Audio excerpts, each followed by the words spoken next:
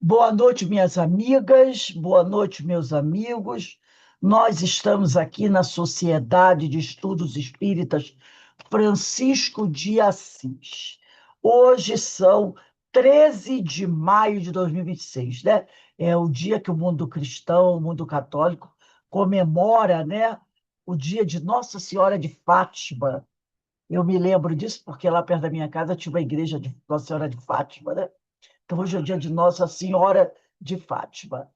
E nas noites de quarta-feira, às 19h40, nós estudamos essa obra, ó, O Sermão do Monte, de Cláudio Fajardo, né?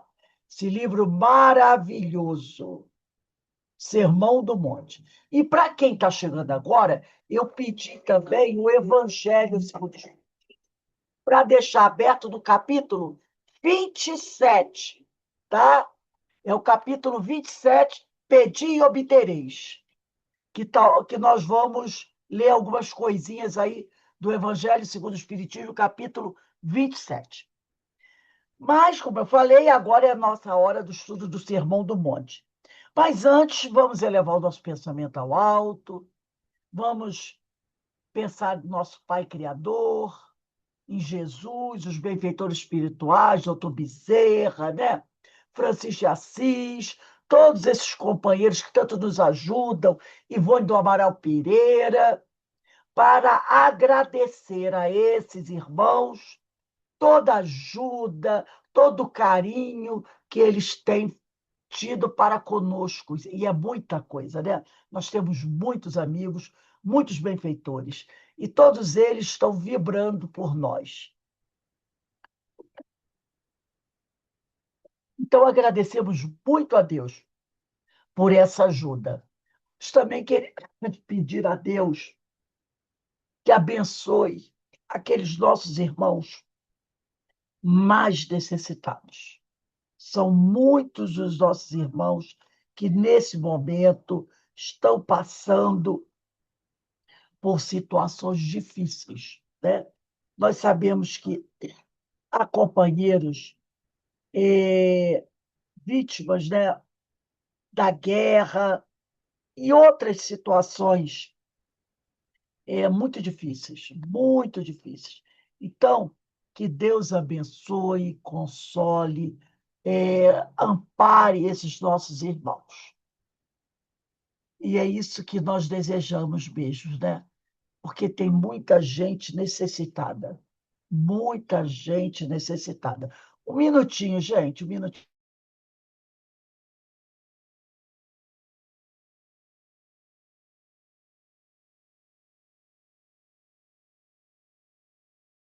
Que o Senhor tenha piedade desses nossos irmãos.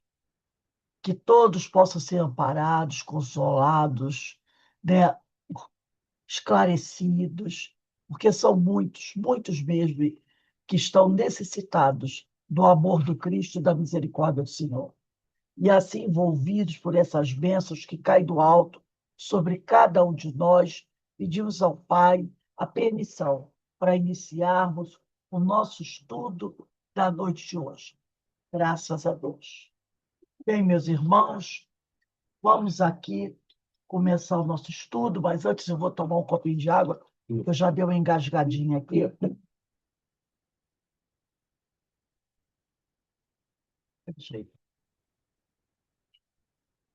não bebi uma aguinha aqui, porque eu começo a falar, eu tenho que beber logo, eu tenho que beber logo uma aguinha. Então, vamos lá. Nós estamos estudando aqui, né, esse é o capítulo 8.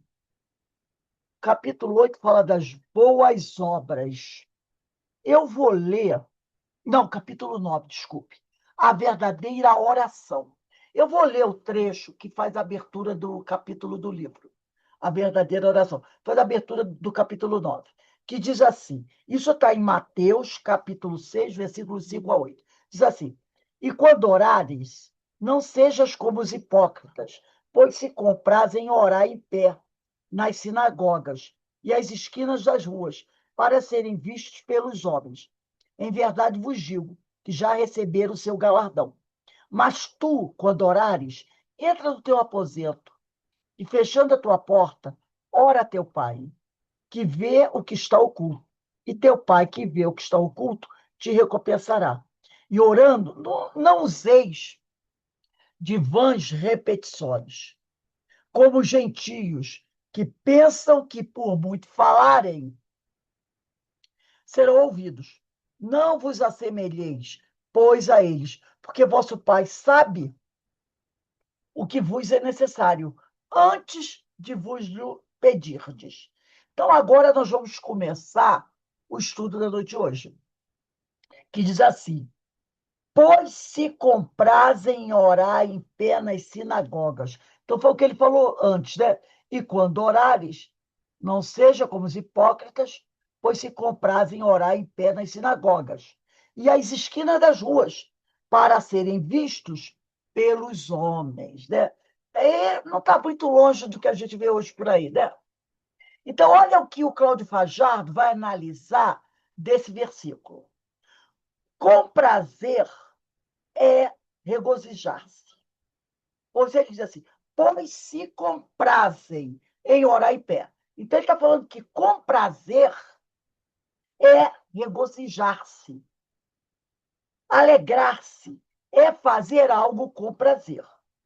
Tá? Então, ele diz, pois se comprazem em orar em pé. Então, tem algumas pessoas que têm prazer em fazer essas orações em pé, para aparecer para muita gente.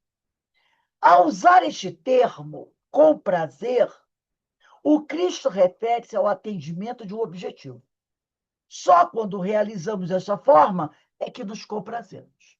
Então, a pessoa faz aquele discurso, né, de pé, muitas vezes gritando, querendo ser assertivo, porque aquilo dá prazer a ela. A vida, em sua sabedoria, retorna-nos aquilo que buscamos. É aquilo, né? Cada um recebe aquilo que dá. Por isso que ele diz: a vida, em sua sabedoria, retorna-nos aquilo que buscamos. A misericórdia do Criador permite que atinjamos o objetivo idealizado.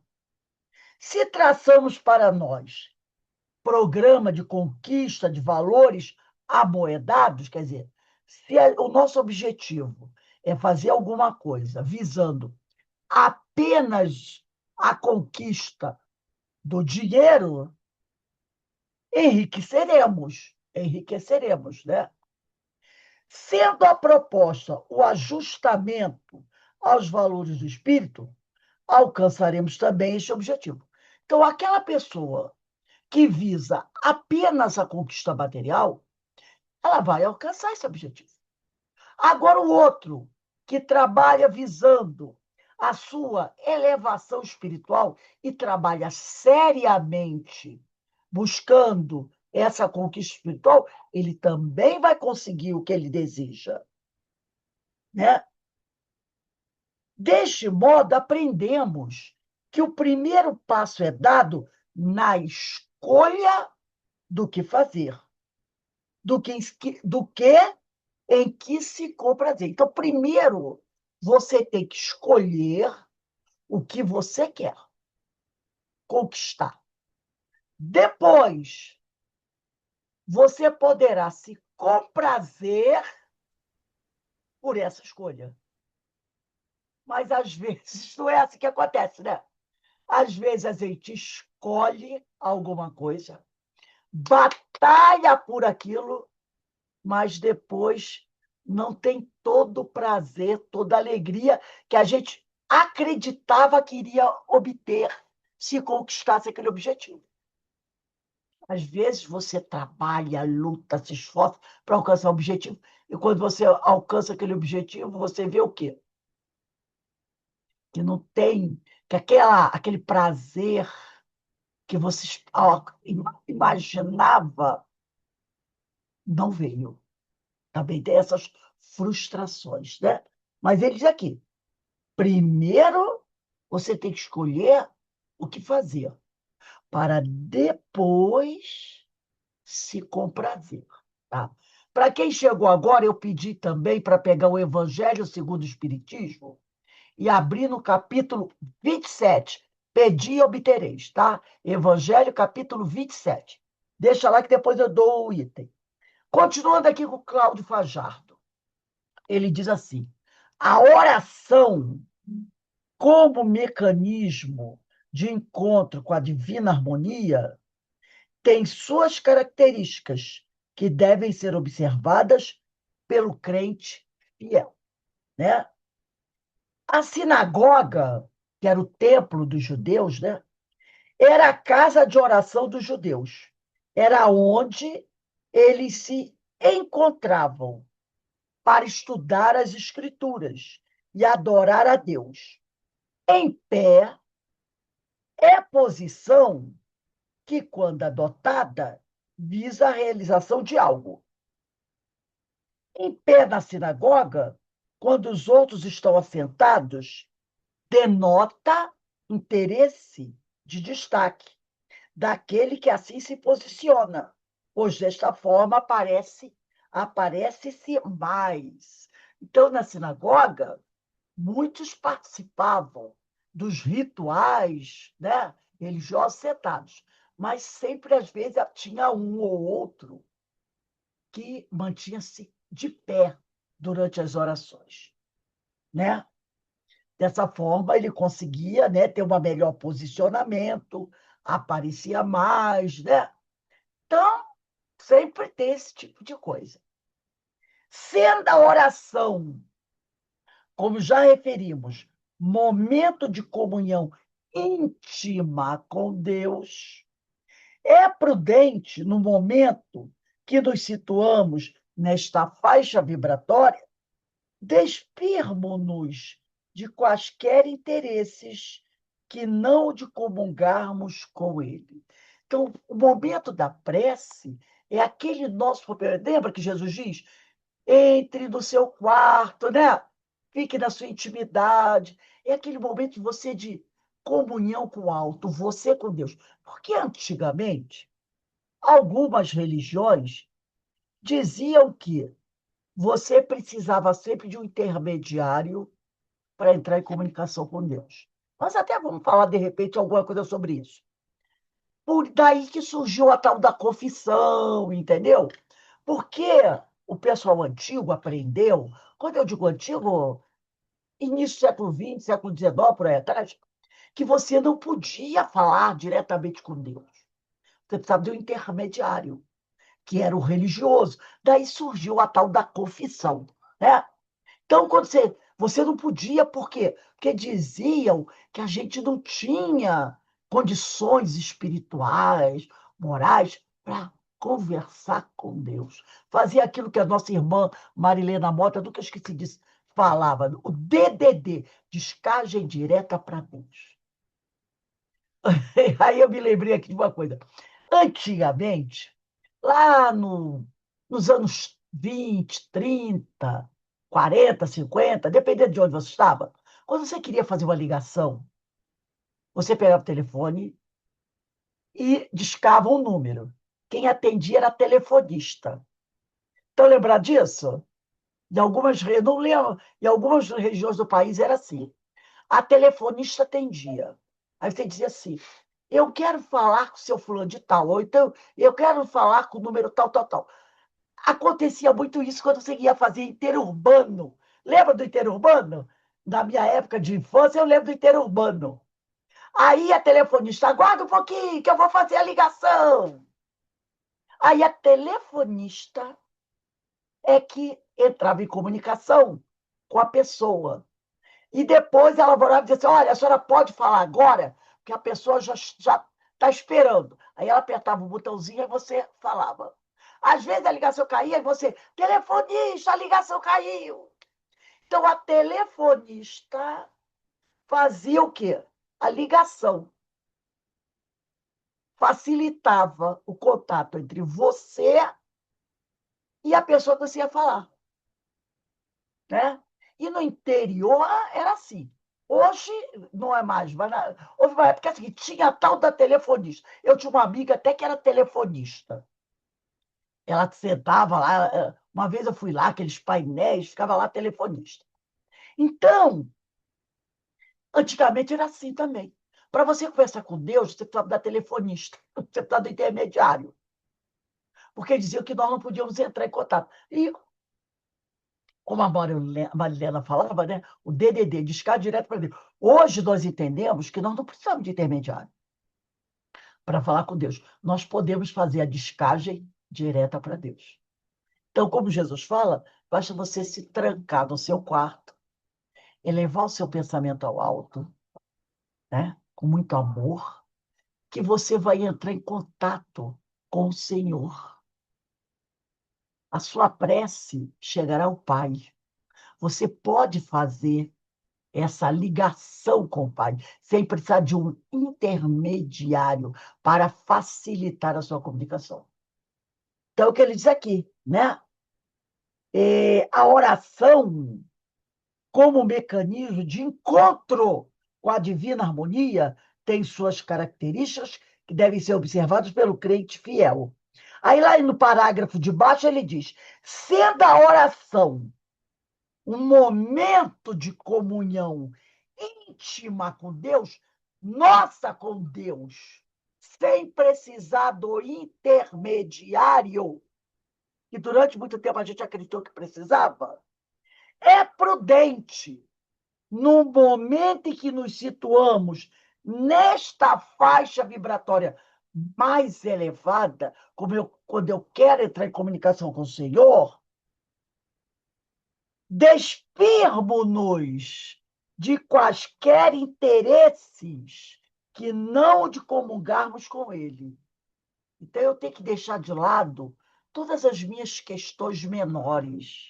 Tenho que procurar ao máximo me elevar para entrar em comunicação direta com o Senhor, sem ficar pensando nas coisas pequenas, porque se eu fico pensando nas coisas pequenas, isso atrapalha a minha comunicação.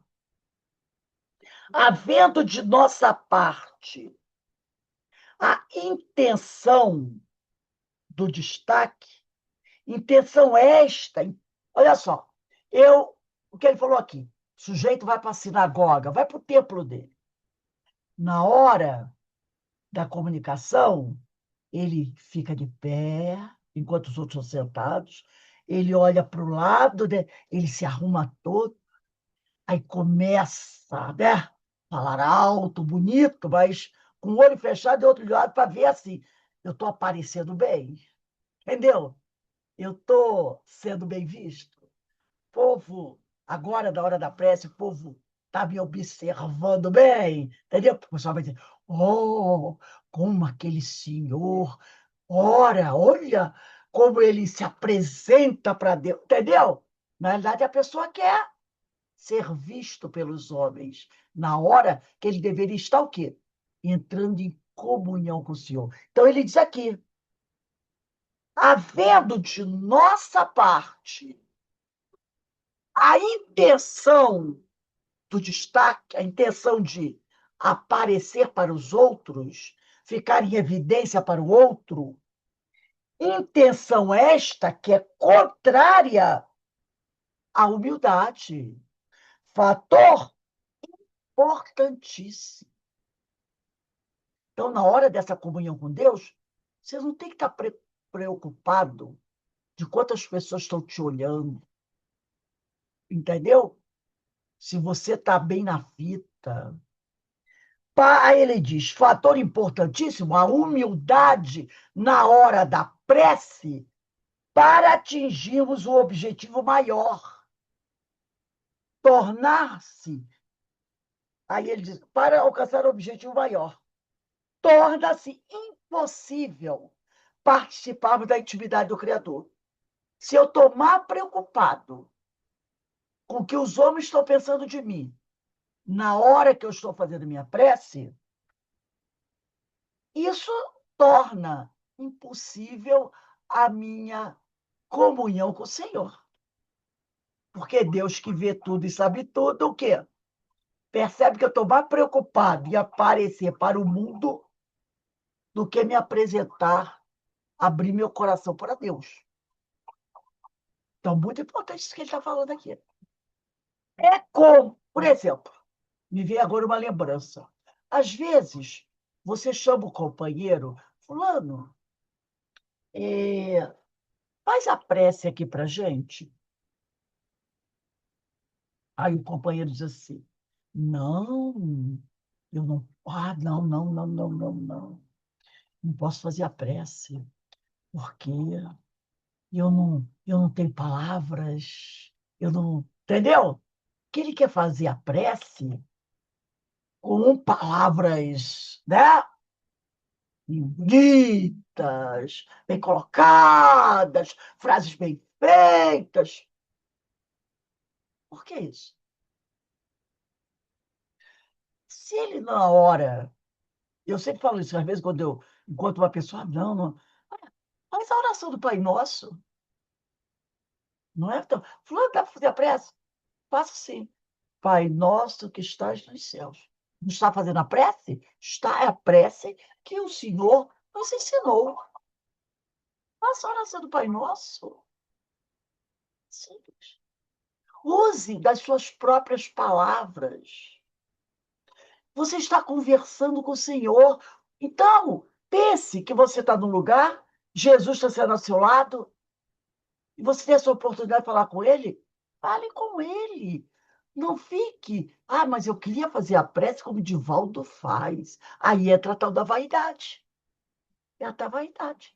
Então você perde a oportunidade de fazer a sua prece ali, junto aos seus companheiros, na hora final da palestra, final do estudo, porque você está preocupado com que vão dizer de mim se eu tropeçar na hora de falar, se eu não colocar a frase bem colocada, o que vão falar de mim? Não podemos esquecer daquela questão, tá? Aqui a gente sempre fala do Livro dos Espíritos, né? É a questão 747, não precisa vocês abrirem, não. É só para a gente relembrar aqui, 747, que diz assim: Deus é justo, julga mais pela intenção do que pelo fato. Para Deus, a intenção é tudo. Então você não precisa usar palavras bonitas. Lembra daquela historinha do mendigo da igreja? Que ele entrava dentro da igreja e dizia assim: Jesus, Zé está aqui. Era a oração dele. Jesus, Zé está aqui. Quando ele fica doente,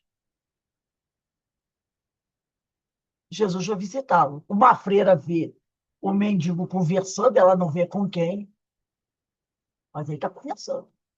Depois, ele para de conversar, passa no tempo, vai falar com ele. Ô, seu Zé, o senhor estava aqui? Não, ela fala, Zé, estava assim. Jesus veio me visitar. Aí ela, é isso, visitar o senhor? Veio. O que ele falou para o senhor? Ele falou assim, Zé, eu estou aqui.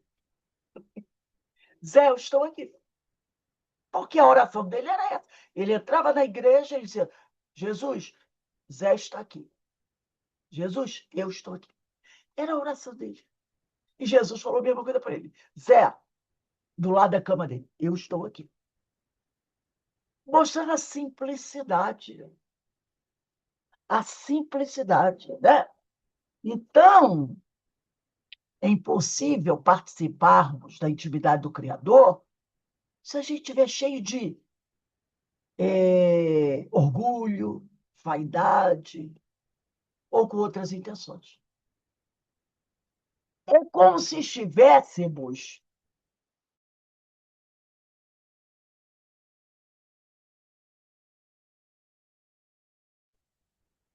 Caiu o som. É que aqui o meu som desliga sozinho às vezes. É como se estivéssemos no Japão, em contato com a sua população e não soubéssemos comunicar-nos em seu idioma. Ele está falando isso.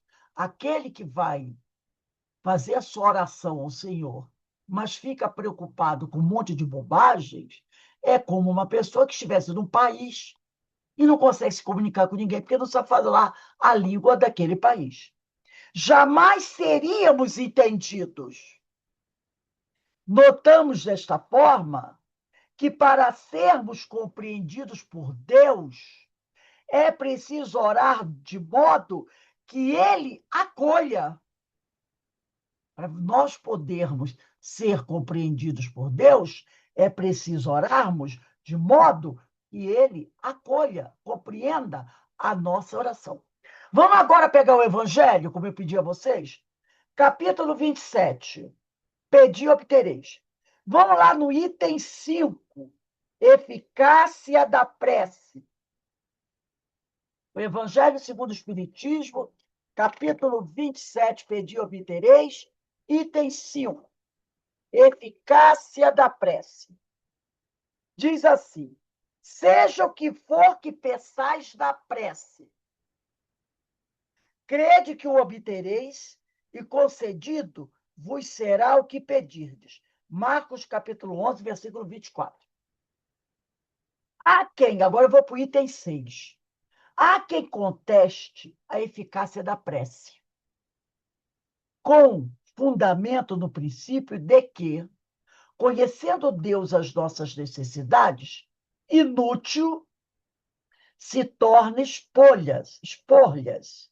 E acrescenta os que assim pensam que, achando-se tudo no universo encadeado por leis eternas, não podem as nossas súplicas mudar os decretos de Deus.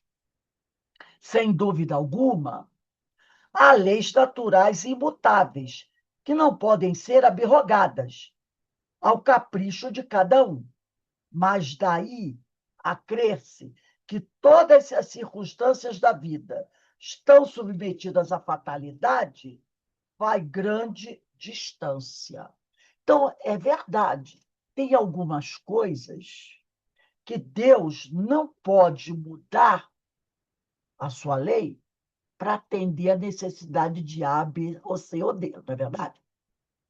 Não pode. Tipo assim, uma pessoa teve o braço amputado. Ah, Senhor, pelo amor de Deus, eu preciso do meu braço de volta. Aí Deus, vocês acham que Deus vai mudar as suas leis para fazer crescer naquele braço um outro braço? Como acontece com alguns animais? Não tem animais que isso acontece? Tem animais que, se ele perde o rabo, eu não me lembro se é lagartixa ou louva-a-Deus. Eu sei que tem um animal desse, um inseto desse, que quando ele perde uma parte, acho que é da cauda dele, com o tempo essa cauda se regenera. Não acontece com a gente isso. Então, Deus não pode, como ele falou aqui, né? Abrogar, quer dizer, cancelar uma lei sua ao capricho de cada um. Então, há leis que são naturais, são imutáveis, tá? Mas, a partir disso, a pessoa acreditar que todas as circunstâncias da vida estão submetidas à fatalidade, não é bem assim. Tem coisas que, quando a gente, né, se esforça, a coisa está indo para um caminho que não é lá muito adequado. E aí você, na sua prece, faz aquilo que o nosso amigo Cláudio Fajardo aqui diz, né? Quando a pessoa entra no momento de comunhão íntima com Deus, né?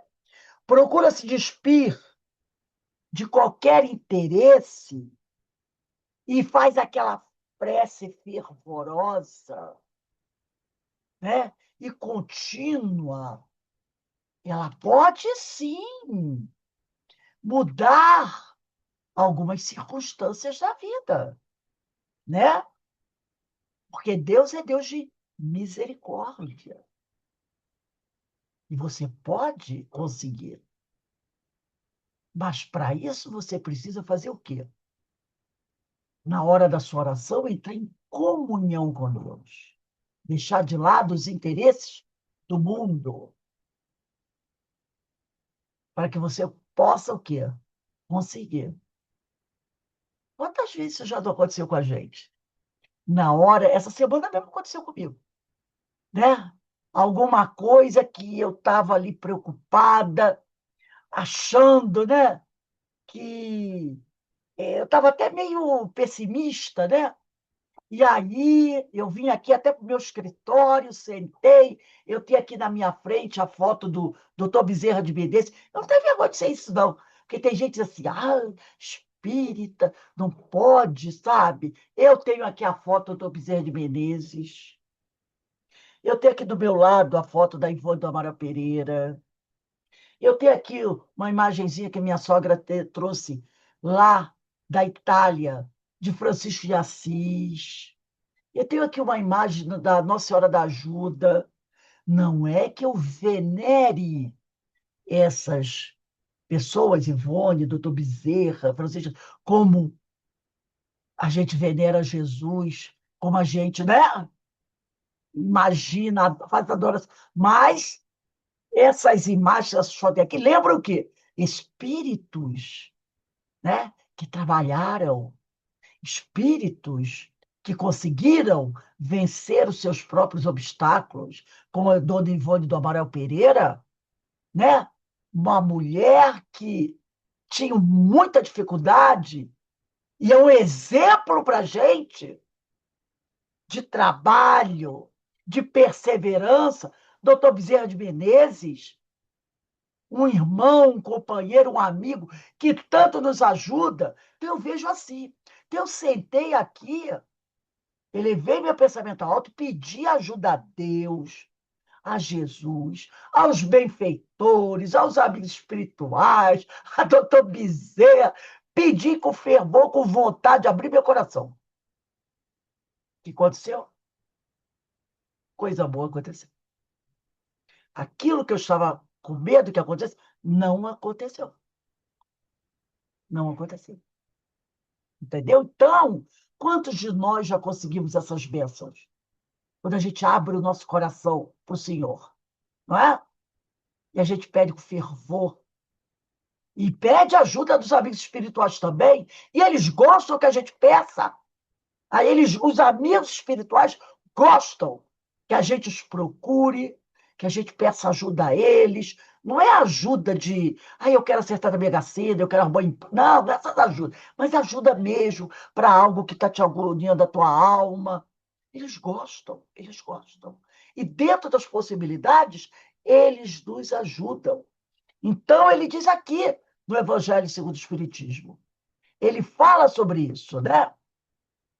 O que nós temos é que acreditar, ter fé. O que falta é fé. Agora eu vou lá para o item 7. Desta máxima, concedido vos será o que quer que pedirdes pela prece, essa é a máxima, essa aqui é a frase.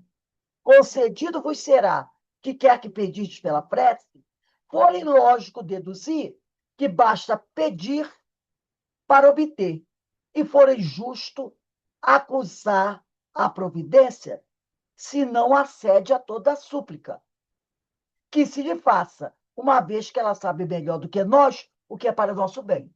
Porque às vezes a gente está pedindo uma coisa para Deus que não é o melhor para a gente. Só que nesse momento eu não sei que isso não é bom. Eu quero, mas eu não sei se aquilo é bom. Mas Deus que sabe tudo percebe que o que eu estou pedindo não é bom, por isso ele não vai me dar. Ou então, que é bom, mas que ainda não é a hora dele me conceder. Porque às vezes eu quero alguma coisa para agora. E ele sabe que, para o momento, não. Espera mais um pouquinho. É igual você faz com criança, né? Mãe, eu quero isso agora, eu quero comer doce agora. Que horas? Antes do almoço. Ei, me dá lá o pudim, o sorvete, a sobremesa. Aí a mãe diz: não, eu vou lhe dar a sobremesa, mas depois do almoço, porque se eu encher você de doce, sobremesa, antes do almoço, você não vai almoçar. A criança sabe de que quer saber? Não. Ela quer o doce antes da comida. Mas a mãe sabe que não pode. Então, depois da comida. Você vai receber, mas não agora, depois. E aí a gente, como uma criança, o que a gente faz? Quando não recebe aquilo que a gente pediu na hora? A gente faz malcriação. Não é assim que a criança faz? Ah, então não vou comer não. Começa a chorar, espernear. Às vezes a gente faz isso. Porque a gente pede uma coisa agora. Como não veio agora, Deus é injusto. Deus não olha para mim. Aí a gente faz essas coisas todas, né? É o que ele diz aqui. Ele diz aqui: for ilógico deduzir que basta pedir para obter, e for injusto acusar a providência, se não acede, se não aceita, se não atende a toda a súplica que se lhe faça, uma vez que ela, a providência, sabe melhor do que nós o que é para o nosso bem. É como procede um pai criterioso, né? Que recusa ao filho o que seja contrário aos seus interesses. Em geral, o homem apenas vê o presente. Nós, muitas vezes, só vemos o presente, o momento. Ora, se o sofrimento é de utilidade para a sua felicidade futura, Deus o deixará sofrer. Como o cirurgião deixa que o doente sofra as dores de uma operação que lhe trará a cura. Então, às vezes, até contei aquela história, né, do homem que estava com dor no fígado, que o amigo espiritual disse assim, ó, dá só diminui um pouquinho, mas deixa ele sentir dor, que a dor vai ser a cura dele. Porque não, doente ele não vai beber. Se tirar a dor dele, ele volta para beber. Aí arrebenta com o fígado novamente. Então, às vezes, a nossa cura está no nosso sofrimento. Mas isso a gente não compreende, nem assim. Aí ele diz aqui, o que Deus lhe concederá, ainda no Evangelho segundo o Espiritismo, o que Deus lhe concederá sempre, se ele o pedir com confiança, é a coragem. Isso aqui Deus vai dar sempre para a gente. A coragem, a paciência, se a gente pedir com confiança. A coragem, a paciência, a resignação. Também lhe concederá os meios de se tirar por si mesmo das dificuldades, mediante ideias que fará lhe sugiram os bons espíritos, deixando-lhe dessa forma o mérito da ação. Já aconteceu com vocês assim?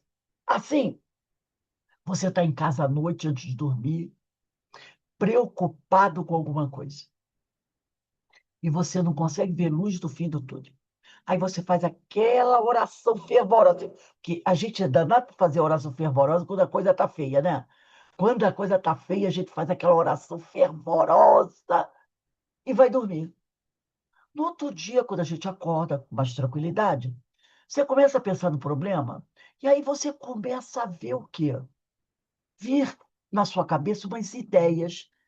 Eu acho que eu pensei que eu vou fazer assim, eu vou fazer. Aí você vai o quê? Colocando em prática aquelas ideias, e daqui a pouco você vê o problema se resolveu. O que aconteceu?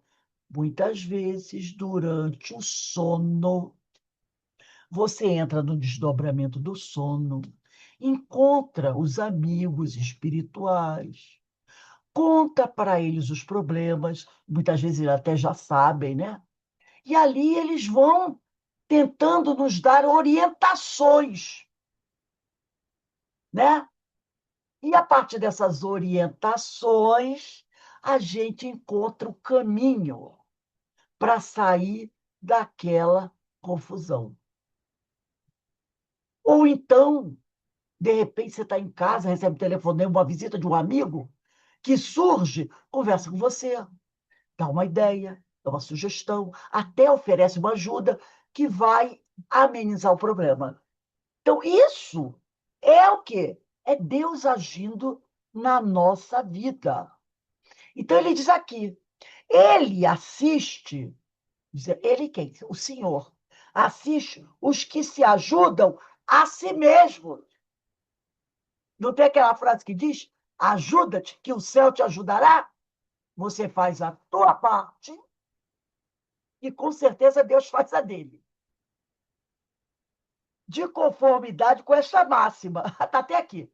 Ajuda-te, que o céu te ajudará.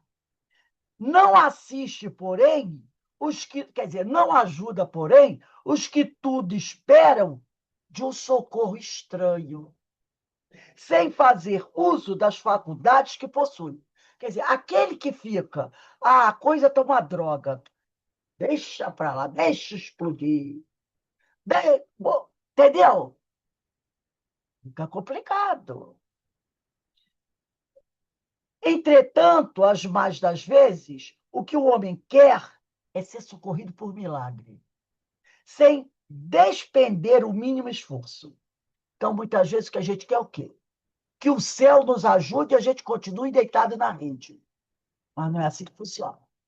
Vocês já perceberam? Eu estava lendo isso aqui e fazendo uma análise. Como esse evangelho segundo o Espiritismo traz para a gente elucidações de coisas que facilitam tanto, clareiam tanto a nossa vida. Esse trecho que a gente leu, do item 5, 6 e 7, gente, como isso aqui é importante para a gente. Se a gente lesse esses pedacinhos aqui todo dia e colocasse em prática essas recomendações que estão aqui no Evangelho, né? Recomendações essas aqui que foram, né, trazidas por nós pelo codificador. Porque quem escreveu esse texto aqui foi Allan Kardec. Somente a partir do item 22 do capítulo 27, que entram as instruções dos espíritos, que são os amigos espirituais. Até o item 21 é a orientação de Allan Kardec, do codificador. Olha que esse texto, gente, é de uma clareza tão grande que ajuda tanto a gente, como me ajudou agora no momento, né? Que a gente fica assim, meu Deus, a gente recebe tanto, né? A gente recebe tanto. Parece uma bobagem, sabe? Não, não é não. Não é bobagem. Isso aqui é fundamental para a nossa vida. Fundamental. Vamos voltar aqui ao Cláudio Fajardo. A esquina, porque o senhor diz, o Cláudio Fajardo diz assim, né? Cláudio Fajardo, não, Jesus. Ele fala, né, que os homens e quando que os hipócritas, né, se comprazem orar em pé das sinagogas e as esquinas. A esquina é ponto de encontro de duas ou mais ruas, não é verdade? Toda esquina é um ponto de encontro de duas ruas, não é? Normalmente é um ângulo de 90 graus. Normalmente é um ângulo de 90 graus.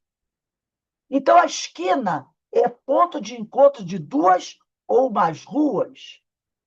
É ponto de fácil visão, que quem está na esquina, ó, tem uma visão à sua direita, tem uma visão boa para a sua esquerda e tem uma visão para frente. Então, olha os detalhes. É ponto de fácil visão, porque nos fazemos enxergar porque está numa ou noutra posição. Porque quando você está na esquina, você tem uma boa visão do que está do seu entorno, mas também o quê? Você é visto por quem está do outro lado. Quem está do outro lado está te vendo. Porque você se coloca o quê? Em evidência, né? Então, ele diz aqui, ao adotarmos este posicionamento de nos colocarmos na esquina, estamos sutilmente como em pé das sinagogas, pleiteando ser vistos pelos homens e não por Deus. Então, por isso que Jesus falou, e quando orares, não seja como os hipócritas, pois se comprares e orar de pé nas sinagogas e às esquinas das ruas, sempre buscando o quê? Uma posição para ficar em evidência, em pé no templo ou na esquina. né? Estar na esquina pode ser entendido como também como nos situarmos no ponto de encontro de duas ideias. Então, você está num ponto de encontro também de duas ideias divergentes. Quando assim nos encontramos, com o propósito de equilibrar forças distintas, é louvável. Então, quando você está num ponto e alguém chega para você e diz assim, Denise, isso. Aí vem o outro e diz, Denise, isso, totalmente contrário ao que o outro diz. Você diz assim, Ih, caramba, eu vou ter que administrar essas duas ideias. Então, ele diz aqui, né? Com o propósito de equilibrar. Quer dizer, eu vou procurar harmonizar essas duas ideias, essas duas pessoas. Aí eles, isso é louvável. Qual a tua preocupação? Vou chamar os dois para conversar, para a gente o quê? Conseguir uma harmonização aqui entre essas duas ideias. Aí ele diz: isso é louvável. Mas ao nos acharmos desta maneira, com o objetivo político de ser visto pelos homens, olha a palavra aí, com o objetivo político de ser visto pelos homens, a recompensa não será outra, senão a que pode ser dada por eles, pelos homens. Você está ali, né, em evidência, querendo o quê? Agradar, porque você também tem seus interesses. Duas ideias divergentes, né? A recompensa que você vai receber é aquela que aqueles homens podem te dar. Só aquela. E que muitas vezes não vai atender a você. Mas você está buscando isso. A atenção dos homens, você só pode receber o quê? A atenção dos homens. Porque se você semeia abacaxi, planta abacaxi, você não pode colher uva. Você vai colher abacaxi. Então, se eu estou procurando a atenção dos homens, o que que eu vou receber? A atenção dos homens. Coerência. Continua ele aqui. Em verdade vos digo que já receberam o seu galardão. Já receberam aquilo que buscaram. Jesus conclui de forma lógica e sábia. Se o que almejamos são os aplausos do mundo, nada mais justo, desde que trabalhemos para isto, pelos aplausos, do que recebermos o reconhecimento o reconhecimento do mundo. É o que fica claro nestas palavras. Em verdade, vos digo que já receberam seu galardão. Porque aquele que pede, recebe. E o que busca, encontra. E ao que bate, se abre. Está lá em Mateus capítulo 7, versículo 8. É a lei da procura e do encontro. Em outras palavras, de causa e efeito. Porque aquele que pede, recebe. O que você pediu? Já repararam agora? Eu, pelo menos, estou reparando agora nessa frase, nesse versículo aqui, tá? Que é o versículo, Mateus capítulo 7, versículo 1. Quando a gente normalmente analisava, a gente analisava assim, porque aquele que pede, recebe. Quer dizer, eu pedi a Deus, ele me dá. E o que busca, encontra. Aí eu busco, eu encontro. E ao que bate, a porta se abre. Mas não é bem assim que Jesus está dizendo isso. Ele está dizendo, porque aquele que pede, recebe. O que você pede é o que você recebe. E a gente fica sempre daquela. E aquele que pede, recebe. Ah, tudo que eu peço, eu peço. Eu peço a Deus, ele me dá. Né? É o que busca, encontra. Ao que bate, se abre. Mas não é isso que Jesus, não é assim que Jesus está dizendo. Jesus está querendo dizer assim, porque aquele que pede, recebe. Você recebe aquilo que você pede. É da lei de causa e efeito. E o que busca, encontra. O que você está procurando, meu filho? Você vai encontrar. E ao que bate, se abre. Em que porta você está batendo, meu filho? Entendeu? A coisa é mais ampla. É a lei, olha, o que aí ele coloca, da procura e do encontro. Então a gente tem que parar, dar aquela respirada e pensar: o que eu estou pedindo? O que eu estou buscando? Em que porta eu estou batendo? Porque eu vou receber exatamente isso. Vamos pegar o Evangelho no mesmo capítulo 27, deixa ele aberto sempre no 27. Vamos lá no item 21, capítulo 27, item 21.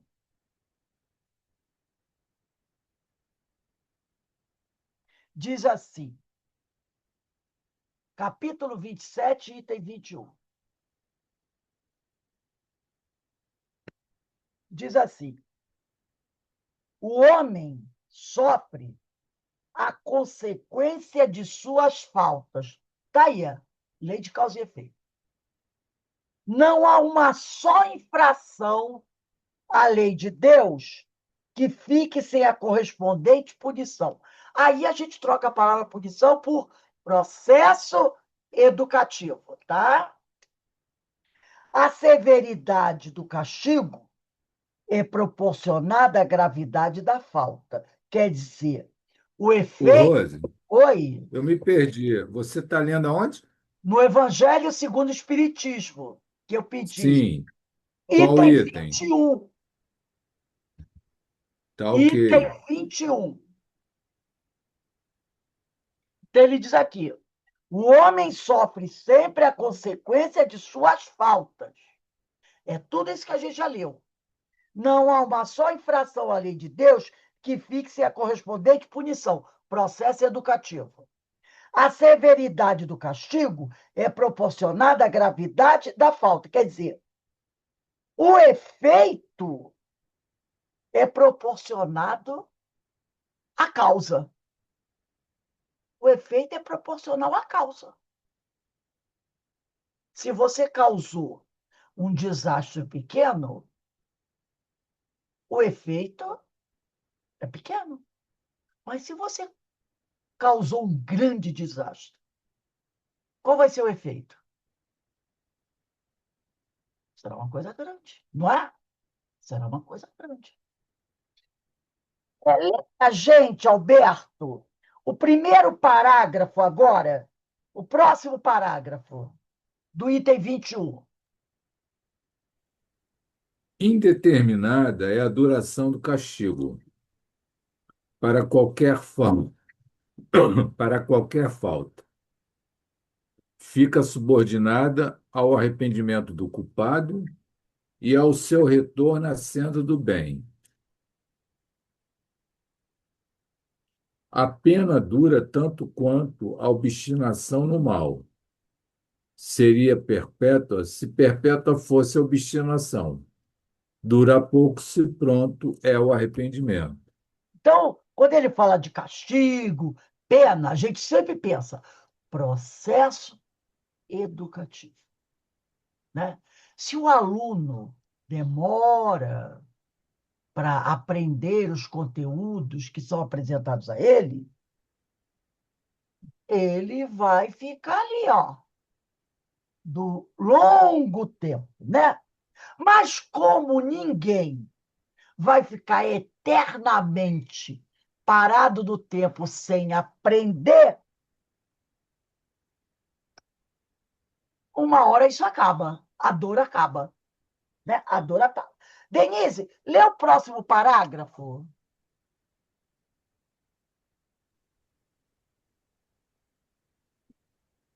Desde que o culpado clame por misericórdia, Deus o ouve e lhe concede a esperança. Mas não basta o simples pesar do mal causado. É necessária a reparação, pelo que o culpado se vê submetido a novas provas em que pode, sempre por sua livre vontade, praticar o bem, reparando o mal que haja feito. Então, desde que você, né, faça aquela prece sincera, peça sinceramente a Deus ajuda, Deus vem e ajuda. Mas ele não vai dizer assim, ó, como a gente ouvia no passado: meu filho, todos os seus pecados estão perdoados. Lembra? Meu filho, todos os seus pecados são resolvidos. Reza aí o Pai Nosso, Ave Maria, está problema resolvido. Não é assim. Não é assim. É necessário a expiação, a reparação, né? Que é o processo educativo. Então, a pessoa vai passar por novas provas. E ele pode sempre, por sua própria vontade, fazer algumas coisas que acelere esse processo. Lembra o que Jesus falava? O que tem feitos a mais? Quer falar alguma coisa, Alberto? Então, o que você tem Não, feito não. a mais para acelerar esse processo aí? Então, a gente tem todo o livre-arbítrio, né? É, a Ana não está podendo ler. Dulcineia, lê o próximo parágrafo.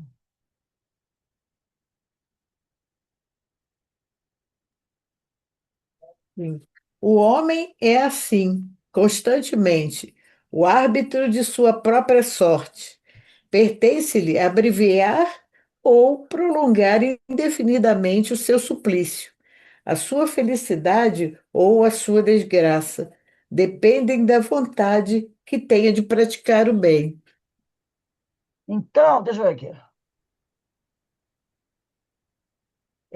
Joana, você lê o próximo, tem um parágrafo pequeno e tem o outro maior. Esse maior, você lê só até a palavra coragem. Tá, vamos lá. Tal é a lei imutável, em conformidade com a bondade e justiça de Deus. Assim, o espírito culpado é infeliz, pode sempre salvar-se a si mesmo. A lei de Deus estabelece a condição em que se lhe torna possível fazê-lo. O que as mais das vezes lhe falta é a vontade, a força, a coragem. Se Exatamente. por nossas Não, não, é preces. só até aí, Joana. É só até aí. Tá Só até a bom, tá. palavra coragem.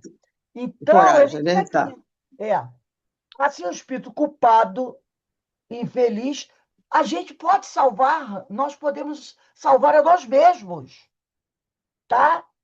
Porque Deus estabelece condições para que a gente faça isso, para que a gente encontre o caminho para sair daquela situação difícil.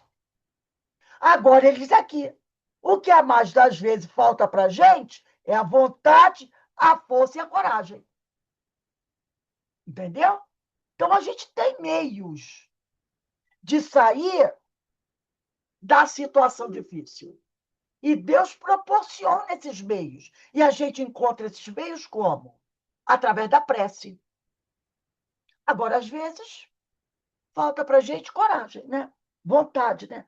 Deixa o evangelho aí, está aberto aí no 27, capítulo 27. Vamos voltar aqui para o Cláudio Fajardo.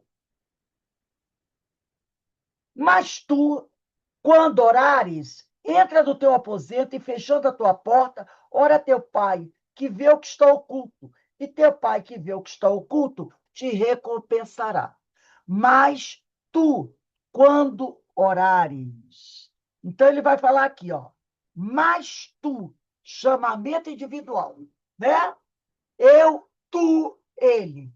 Pronome pessoal do caso reto, no singular. Segundo pronome pessoal do caso reto. Mas tu, chamamento individual. Constantemente temos sido convocados pelos prepostos do Senhor, que são os bons espíritos, para o trabalho em sua seara. Então, constantemente, Jesus, quando não é ele pessoalmente, ele manda seus prepostos para nos convocar, nos convidar ao trabalho da seara do Senhor. Já tem aquele ditado que diz, né? A seara é grande, mas o número de trabalhadores ainda é muito pequeno. Então, o Senhor constantemente nos convida ou não. Não, não é convite, não, não é convite, não, é convocação. Porque convite é diferente de convocação, né? Então, ele diz aqui, mas tu, chamamento divino, constantemente temos sido convocados. Quando a gente é convocado, é bom atender o pedido, tá? Convite, você pode dizer, não, hoje eu não vou. Mas convocação é diferente. Mas, constantemente temos sido convocados pelos prepostos do Senhor para o trabalho em sua seara. Este momento de natureza particular, onde só nós mesmos, ouvindo o Cristo interno, que é essa chama que há dentro de nós, porque nós fomos criados por Deus, né? Podemos nos encaminhar para posições dignas de espiritualidade. Não adianta eu dizer assim, eu estou esperando a Ana trazer o recado de Deus para mim, porque Deus vai me convocar através da Ana. Ele vai falar com a Ana, vai dizer assim, Ana, diz para a Rose que eu estou convocando ela para o trabalho. Tem gente que espera isso. Aí a Ana esquece. E eu digo, Senhor, eu não fui, porque a Ana esqueceu de trazer a sua convocação. Mas não é assim que funciona. Então ele diz aqui, este momento é de natureza particular. Então, eu não tenho como dizer assim, Senhor, eu não recebi a convocação. A carta se perdeu pelo correio, pelo caminho. Este momento é de natureza particular, onde só nós mesmos, ouvindo o Cristo interno, podemos nos encaminhar para posições dignas de espiritualidade, né? Então, a gente tem que prestar muito atenção nisso, né? Esse Cristo interno é a chama divina presente em todas as criaturas. É isso que é o Cristo interno. É essa chama divina presente em todas as criaturas. É o eu, né? O eu crístico. Então, é o que está aqui. É o que ele disse aqui, né? Deixa eu ver aqui. Este momento é de natureza particular, onde só nós mesmos, ouvindo o Cristo eterno, que é essa chama divina que habita dentro de nós, podemos nos encaminhar para posições dignas de espiritualidade. Muitos são chamados, define a eterna compaixão da vida nos encaminhar para uma rota segura, mas pouco escolhidos. Está lá em Mateus 22, 14. Nos diz da parte que cabe ao nosso discernimento e esforço, né? E esforço no sentido de nos ajustarmos ao convite. Então, muitos são chamados, mas poucos estão devidamente preparados para aceitarem o convite do Senhor. Então, a gente tem que prestar muita atenção a esses convites. Quer dizer, a gente tem que prestar muita atenção para buscar o quê? Buscar ficar preparado, estar atento, ir se preparando convenientemente, para que no momento que a convocação chegue, nós estejamos o quê? Prontos para servir ao Senhor, para sermos escolhidos. Porque o Senhor não pode chamar alguém para fazer a tarefa que ele necessita se a gente não estiver preparado. Como? Serão dois aí para o abismo. Aquele que ele vai ajudar e o que quer fazer da ajuda que não sabe. Não sabe a boa vontade aliada à ignorância. Estou cheio de amor para dar, mas não sei como fazer o negócio. Então, ele diz aqui. Isso nos diz da parte que cabe ao nosso discernimento e esforço no sentido de nos ajustarmos ao convite. Precisamos estar preparados para o momento que o Senhor nos convoque para o trabalho. Assim seremos escolhidos. Se não estivermos preparados, ele vai buscar outro. A oração é luz a ser acesa a todo instante, dirigindo-nos à segurança. Claro, porque na luz você caminha com mais segurança, né, do que na escuridão. Mas como toda luz necessita de combustível a alimentá-la, senão ela apaga. Quando orares, expressa ação definida por aspirações dignificantes. Então, quando você orar, realmente, né, expresse coisas dignas na sua oração. E não fique preocupado com coisas pequenas e obter coisas pequenas. Então, para a gente encerrar, aqui no Evangelho, capítulo 27, vamos ver o item 9. Vamos voltar um pouquinho. Item 9. O item 9, vamos lá. Diz aqui. Peraí, deixa eu ver. 1, 2, 3. Tá. Item 9. A prece é uma invocação. É a ação da prece e transmissão do pensamento. Item 9. A prece é uma invocação mediante a qual o homem entra, pelo pensamento, em comunicação com o ser a quem se dirige. Então, a prece é o momento em que nós, pelo pensamento, entramos em contato com quem? Com o Senhor. Tá? Pode ter por objeto um pedido, um agradecimento ou uma glorificação. É aquela exaltação ao Senhor, o agradecimento, né? Podemos orar por nós mesmos ou por outrem, pelos vivos ou pelos mortos. As preces feitas a Deus escutam-nas os espíritos incumbidos da execução de suas vontades. Daqui a pouco a gente vai ter a irradiação para os desencarnados. Nós não estaremos aí fazendo preces pelos desencarnados, como nós temos também pelos encarnados, temos também pelos nossos irmãos equivocados que se suicidaram? Nós temos. As preces feitas a Deus escutam-na os espíritos incumbidos da execução de suas vontades. As que se dirigem aos bons espíritos são reportadas a Deus. Quando alguém ora a outros seres que não a Deus, falo recorrendo a intermediários, que às vezes a pessoa reza, doutor Bezerra, né? A intermediários, a intercessores, porquanto nada sucede sem a vontade de Deus. Então, esses bons espíritos vão levar a nossa solicitação a Deus. Então, você pede, como diz na oração, se eu não me engano, a oração da Ave Maria, né? Que diz que Nossa Senhora é nossa. Eu não sei se é Ave Maria. Peraí. Não, acho que é Salve Rainha, que diz que Maria Santíssima é a intercessora, nossa advogada junto a Deus, junto a Jesus, né? É Salve Rainha, Mãe de Misericórdia, vida da Sua Senhora. A vós clamamos, né, que filho de Eva, a vós esperando. Entendeu? Então você pede a Nossa Senhora que seja nossa advogada. O que é um advogado?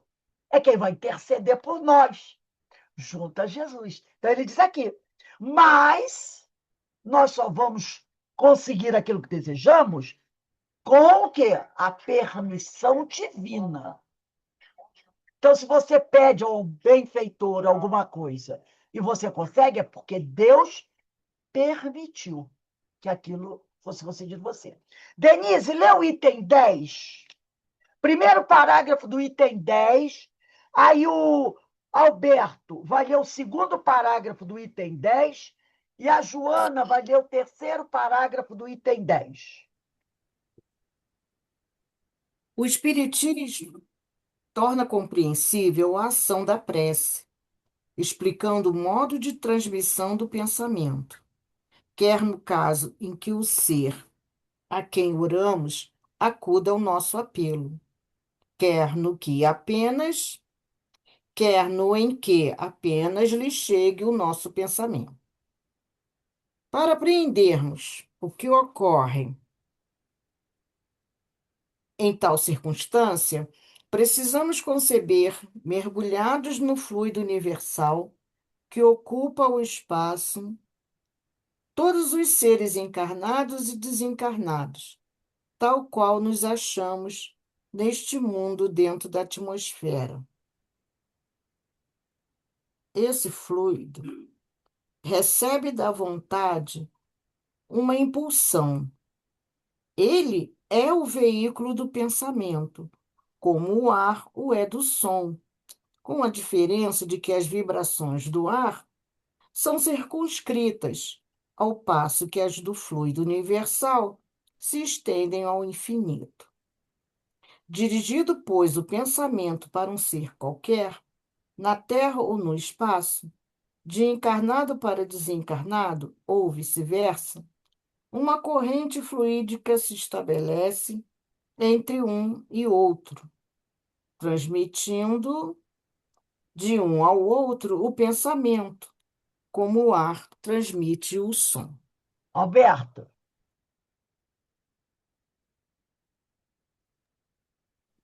A energia da corrente guarda proporção com a do pensamento e da vontade. É assim que os espíritos ouvem a prece que lhes é dirigida, qualquer que seja o lugar onde se encontre. É assim que os espíritos se comunicam entre si, que nos transmitem suas inspirações, que relações se estabelecem à distância entre encarnados. Joana,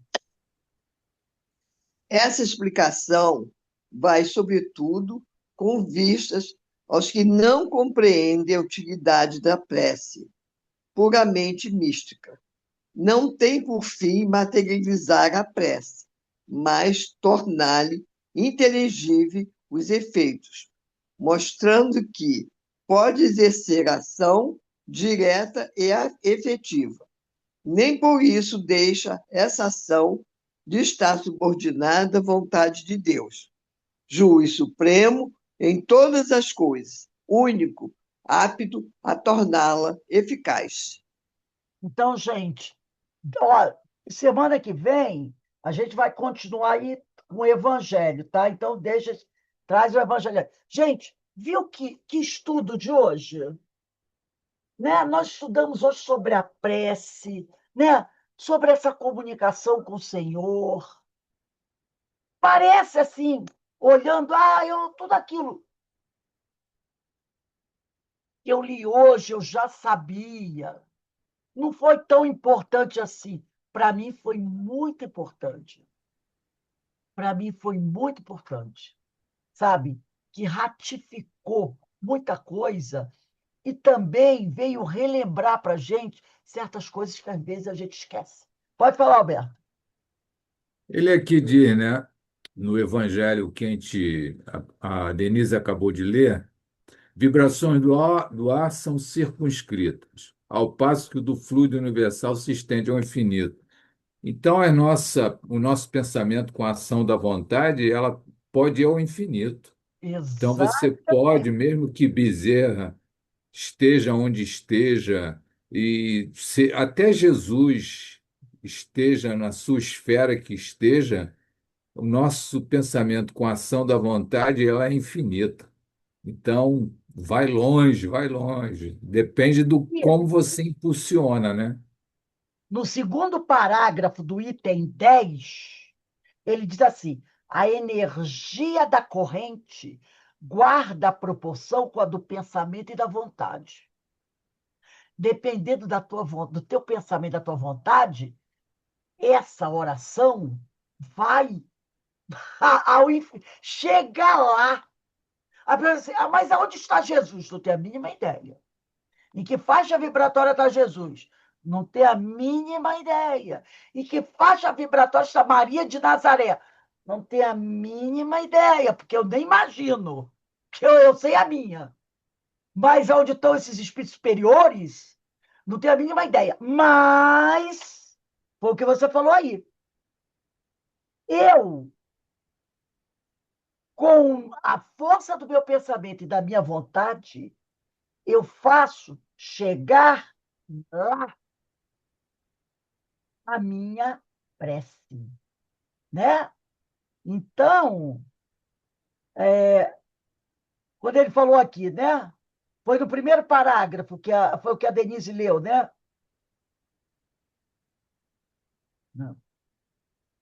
Não, não sei. Eu estou procurando aqui a hora que você acabou de. O que você. O que eu acabei de ler é no 10, no primeiro parágrafo que a Denise leu, lá no finalzinho, Ah, tá. Então, quando ele fala quase aqui, no fim. dirigido, pois, o pensamento para um ser qualquer, na Terra ou no espaço, de encarnado para desencarnado ou do desencarnado para o encarnado, uma corrente fluídica se estabelece entre um e outro, transmitindo de um ao outro o pensamento, como o ar transmite o som, para qualquer ser da Terra ou no espaço. Ele falou espaço, espaço em geral. Então, pode ir ao infinito. E aí depois vem esse parágrafo que eu li. A energia da corrente que leva esse pensamento guarda a proporção com a do que leva essa ideia, né? Que leva é, esse pensamento, né?